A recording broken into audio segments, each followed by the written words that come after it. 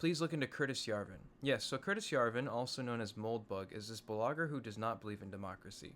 He believes that democracy inevitably leads to moral decay, such as division, such as inefficiency, and he believes that we should have a more efficient government that is either run by an absolute monarch or, to some degree, run by tech corporations. And there's a lot of reasons why I disagree with this. The first thing I notice is his argument of efficiency, because oftentimes when people argue for efficiency, it's in a way a veiled way to hide the fact that they disagree with diversity. But I also want to speak to the point that the reason why we have governments that might appear to be inefficient is because they are designed to work slowly. This is often because governments naturally decay over time, typically over the course of a few hundred years. If we have a government that is incredibly efficient, if you have any system that is incredibly efficient, it also means that it's very vulnerable to disruption. A very efficient system, when one of those components breaks, is entirely disrupted. When you have a government that is ostensibly inefficient, it is more resilient to change, which is why governments are designed to work that way. This is a big reason why absolute monarchies are so rare in today's world, because the entire government is contingent on one person. Therefore, there's a high possibility that you have a dysfunctional government whenever that person inevitably dies, which is why we largely have republics now, because it's not contingent on one person, it's a government formed by several hundred people. Another thing I want to point out is that he argues that people would be better served by corporations as opposed to their government, which I just completely disagree with. The reason why we have governments is because corporations are primarily motivated to serve their shareholders, not their customers, not the people that they serve.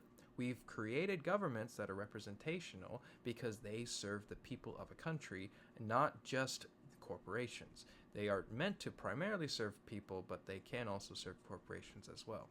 But this argument that people would be better served by a company that is primarily motivated not to serve everybody but their shareholders is just disingenuous and largely only works in a vacuum. That's the main issue I have with Yarvin. I don't like his ideas because they don't work in practice or over the course of generations. Once you take it outside of that insular space and you think about applying it in real life, you realize that this would just devolve into things such as authoritarianism or just a full-on dictatorship.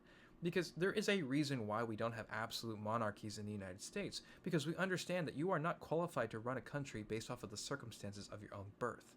There's other things too, arguing that we need a more efficient government. There's a reason why we have inefficiency, like going to the park and looking at squirrels and birds on your day off. That's not very efficient, but it's worth doing because it's part of living. Seeing your grandmother in the hospital when she's sick, that's not very efficient, but it's worth doing. Treating your grandmother when she's sick, is that efficient?